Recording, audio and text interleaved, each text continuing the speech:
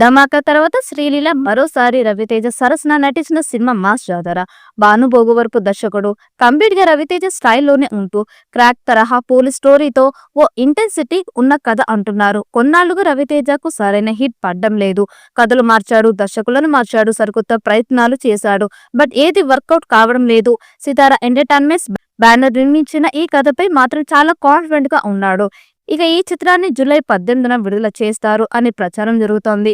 ఇప్పటికి ఈ చిత్రం నుండి వచ్చిన మొదటి పాటకు సూపర్ రెస్పాన్స్ వచ్చింది. ఇప్పుడు రెండో పాటను విడుదల చేసేందుకు సన్నాహాలు చేస్తున్నారు. భీమ్ సిసిరోలియా అద్భుతమైన సంగీతం ఇచ్చాడట. దాంతో ఈ చిత్రం రెండో పాట మీద అంచనాలు భారీగా ఉన్నాయి. ఈ సినిమాలో మాస్ మహారాజా పవర్ఫుల్ పోలీస్ ఆఫీసర్ గా కనిపించనున్నట్లు తెలుస్తోంది.